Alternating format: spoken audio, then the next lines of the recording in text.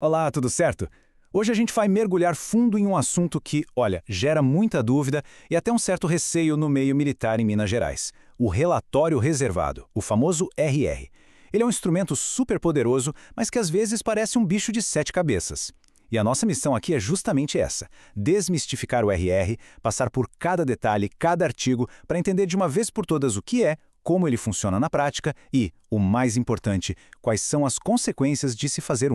E para a gente não se perder nesse caminho, a gente dividiu a nossa conversa em 5 partes bem claras. Primeiro, a gente vai entender a base, o que é de fato o relatório reservado.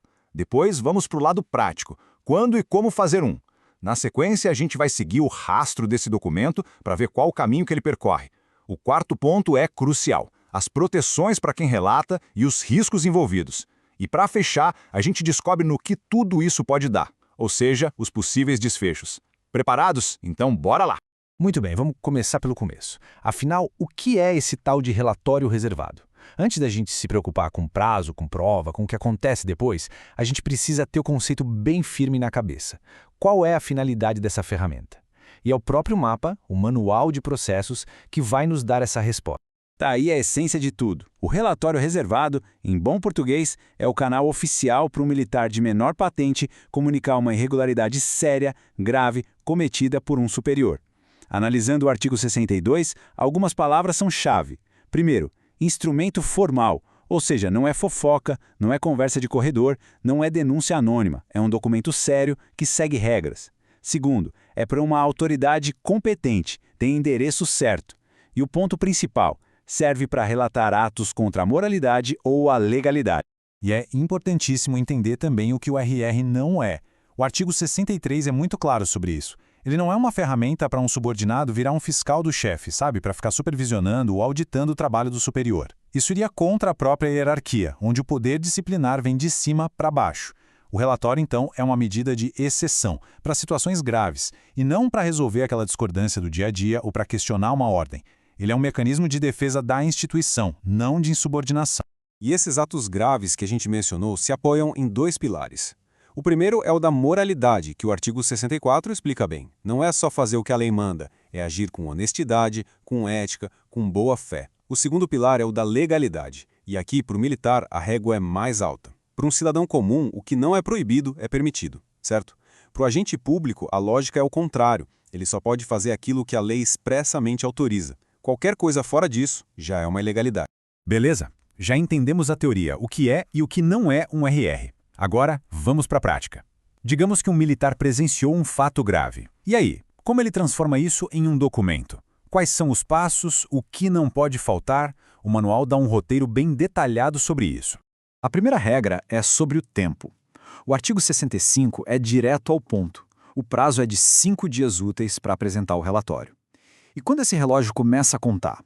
A partir do momento em que o militar presenciou o fato ou então tomou conhecimento dele. A lógica por trás desse prazo é simples: agir rápido, garantir que a apuração comece enquanto as provas e as memórias de todo mundo ainda estão frescas.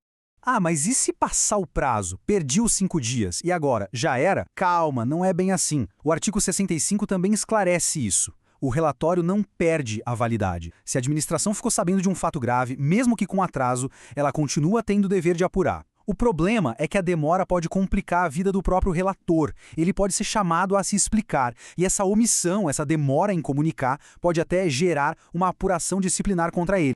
E para que um relatório seja levado a sério, ele precisa seguir 4 regras de ouro, que estão lá no artigo 64. Ele tem que ser, primeiro, motivado, tem que explicar por que aquele ato fere a lei ou a moral. Segundo, claro e conciso, sem enrolação, direto ao ponto. Terceiro, preciso, descrever o que aconteceu sem achismos ou ambiguidades. E por último, talvez o ponto mais crítico de todos, tem que ter provas, ou no mínimo indicar onde as provas podem ser encontradas. Podem ser documentos, fotos, o nome de testemunhas. Sem isso, vira a palavra de um contra o outro. E o legal é que o próprio mapa dá uma colinha, um modelo para seguir que ajuda a organizar todas essas informações. Funciona como um checklist para não deixar nada de fora. Tem o campo para identificar o acusado, um espaço para detalhar o fato, com data, hora, local, outro para listar as testemunhas, uma seção para relacionar as provas e, claro, os dados do próprio relator.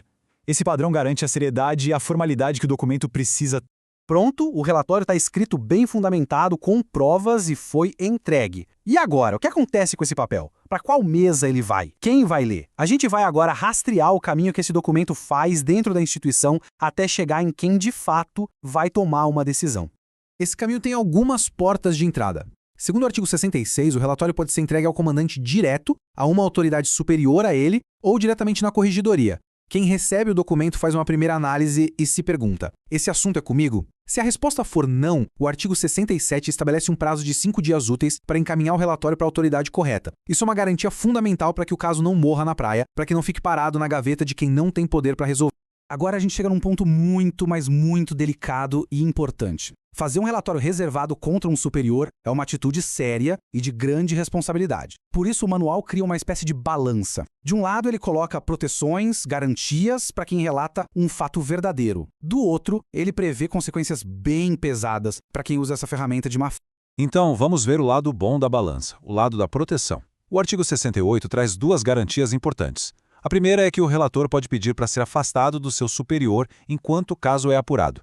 Imagina o climão que fica, né? Então isso evita pressão ou assédio. A segunda é que ele não pode sofrer nenhuma medida administrativa por causa do relatório antes da solução final. E o artigo 69 reforça: é proibido qualquer tipo de retaliação. Ponto. Tudo isso é para dar segurança para quem quer denunciar uma irregularidade de verdade. Agora, vamos olhar o outro prato da balança. O mesmo artigo 69 dá um aviso muito sério. Todas essas proteções só valem se o relato for verdadeiro. Se a denúncia for falsa, se a intenção for só prejudicar o superior, aí o jogo vira completamente. O feitiço vira contra o feiticeiro e vira feio.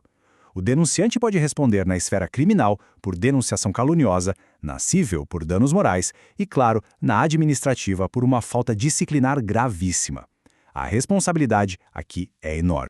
E essa busca pelo equilíbrio não para por aí. Para mostrar que a lei tenta ser justa com os dois lados, o artigo 70 diz que o militar acusado também pode pedir o afastamento do relator. Claro que o pedido tem que ter um bom motivo, tem que ser justificado, e quem vai decidir é a autoridade competente. O objetivo é o mesmo: tentar manter o ambiente de trabalho mais funcional e neutro possível enquanto tudo é apurado.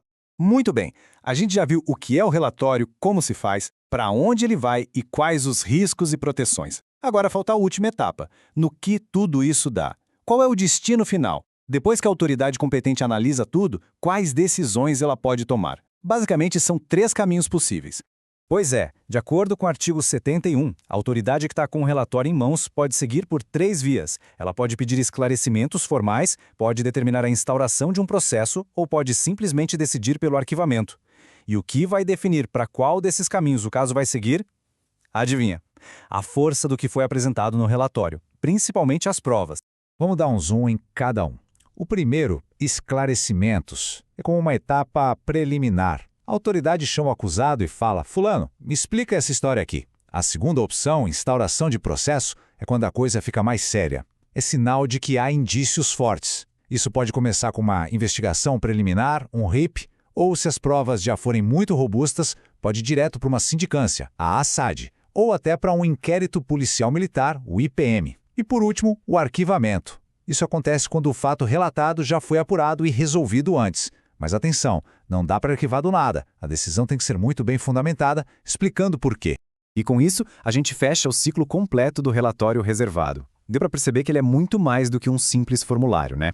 Ele é essa balança delicada entre o dever que o militar tem de apontar um erro e a necessidade de proteger a disciplina e a integridade da instituição como um todo. No fundo, é uma ferramenta que dá voz ao indivíduo para proteger o coletivo, e entender como essa balança funciona vai muito além de decorar regras.